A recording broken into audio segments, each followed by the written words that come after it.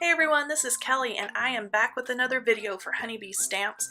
Today I am using an oldie but a goodie. This is the Country Wreath stamp set and I'm going to create a fall rustic wreath. And I love this stamp set. There's lots of different pieces as you can see there. There are florals, so you could use this in the summertime. There are fall pieces, leaves and pine cones I'm going to use today. And then there are also some pine boughs and berries and things like that that you could use in winter or for Christmas. So I've loaded this into my mini Misty. That is some watercolor paper. I started out this project thinking that I was going to do kind of some faux watercolor on this. It kind of changed directions midstream. But I have inked that up like I said, and I'm going to add some Simon Says Stamp antique gold embossing powder.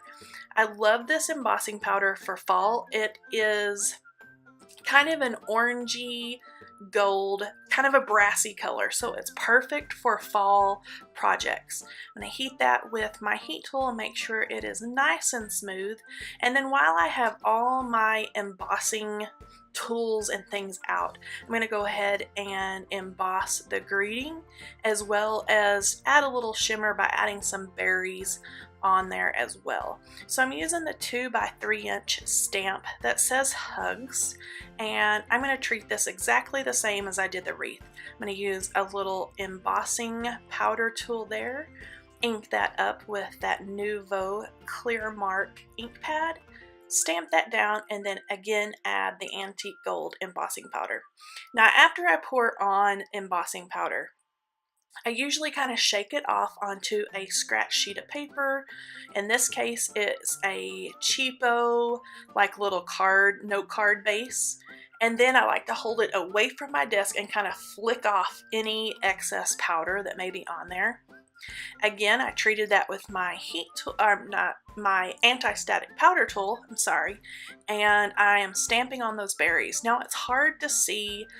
I'm even having to get like way over the top of that to make sure I'm putting these little berries just in the right spot. But those are just going to add just a little bit of that gold shimmer to the parts of the wreath. I poured that gold embossing powder over there once again and made a total mess, as always. I don't know if you guys are as messy a crafter as I am, but thank goodness I didn't get that into my embossing ink pad, because I don't know if you've ever done that, but that's a hellacious mess. It just gets everywhere and it sticks into your embossing pad, and you pretty much just have to use that as your junky embossing pad after that. It makes a huge mess. Anyway, so I have heat set all those little berries, and now I'm going to get started with the stamping. I've taken like an oak leaf, I think that's what those are, maple leaf maybe. Excuse me, and I'm using the Hero Arts Ombre Autumn ink pad. Now, I was afraid this wasn't going to work because you know you do that little cha-cha-cha back and forth to pick up all the color. And I was afraid that with this small of a stamp it wasn't going to work and you weren't going to get the variation, but it really worked. They turned out really pretty. And then I am taking peeled paint distress ink, and I'm going to stamp some green sprigs and sprays going around the wreath. Now, I like to keep my wreath and everything moving kind of the same direction and pointing the same direction.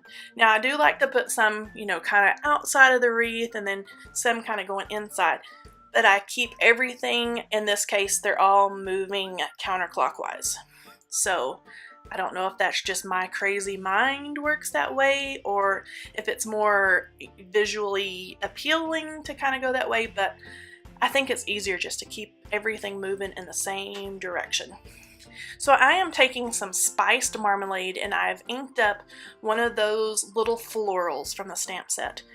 Now, this is where I kind of get into the watercolor look. I wanted those little florals kind of colored in. So I'm just taking some of the water and a little bit of that pigment that was left on the acrylic block to just kind of fill those in. And I missed a spot up there, so I'm going to fill that in right quick.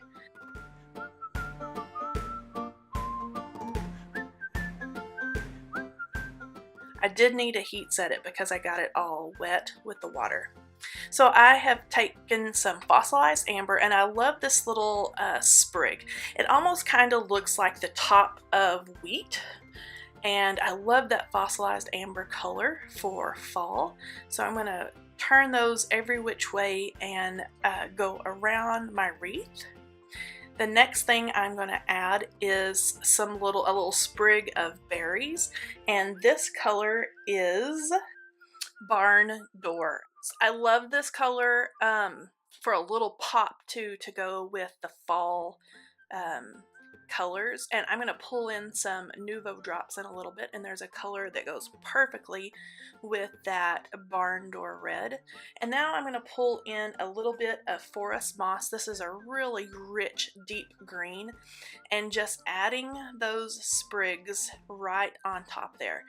Now, everything that I had stamped on top of that embossing powder that has been heat set is going to wipe away. So it's not going to make a huge mess. You're going to see that beautiful gold. And so all of those little sprigs are just going to kind of peek out from the sides and kind of look like they're tucked in behind that gold embossing powder. I do add a few little pine cones here and there, and that color is Rusty Hinge.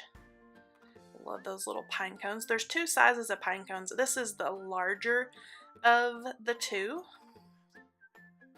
I love how that looks. It's looking very fallish. And now I'm taking just a little rag that's kind of a microfiber cloth and going very gently right over the top of all that heat set embossing powder. Now I'm going to add just a little bit of a halo of color just around the wreath area.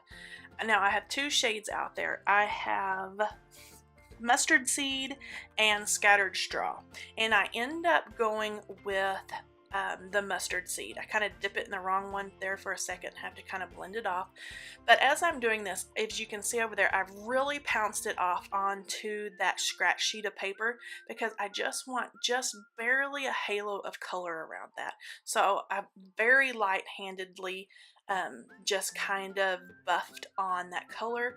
Again, I'm taking a clean paper towel and cleaning off any ink that may have gotten on that embossing powder.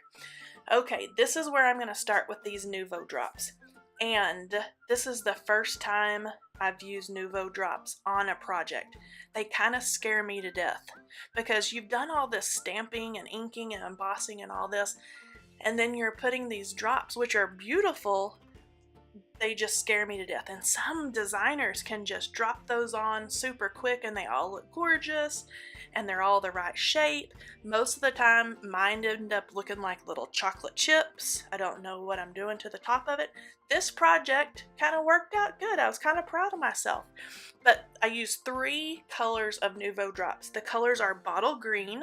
That's the color I'm using there. And that beautiful red is called Autumn Red. And then I'm going to use Copper Penny. And I love Copper Penny. I don't have much of it left because when I first got it, I was one of those people, I know you've seen these people online, that tried to squeeze it out really hard and it exploded all over my craft room. When I clean my craft room, I still find drops of Copper Penny everywhere, on the walls, all over my craft table. And to pull in this color, I just used teeny tiny little drops, and I'm getting way down, my eyes way down, almost on top of my desk, and I'm barely kissing that little drop there that's coming out of the end, barely putting that to my paper, and that gives you those little splattered drops, as you can see there. And I love the way that turned out. Now, the hard part for me of this project was setting this all aside and letting those Nuvo drops set up really well. So I set this aside for several hours while I was cleaning up around the house and taking care of the kiddos. And then I trimmed this down, and I am going to pop that on to a matching card base. Now, folded up, this card base is 4 1/4 by 5 1/2, and I have folded that down and used my bone folder to crease it nice and good, and then use some ATG to add that to the front of that card base.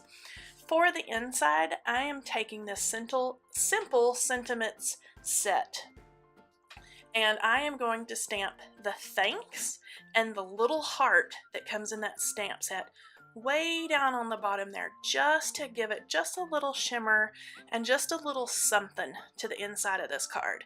I set that up in my Misty. This is the full size, so I could put that card all the way down in there without crunching it up. And I love to use my Teflon bone folder to get everything nice and straight. You can see there that I kind of straighten it out and then close the door, not all the way, but most of the way, so I can make sure it's lined up.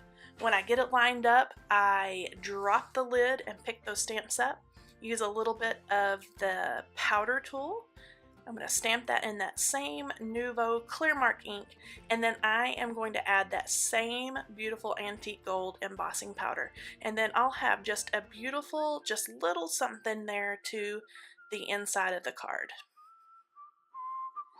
I'm going to shake all that off, make sure I put the lid on because I've been known to spill that too all across the disc, and heat set that until it is nice and beautiful and smooth.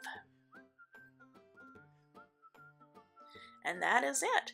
The Rustic Fall Wreath using the Country Wreath stamp set. All these supplies are from Honeybee Stamps, and they're all listed in the description box. I'll have all the ink colors and everything else. As always, thank you so much for watching, and be sure to subscribe. I'll talk to you guys next time. Bye-bye.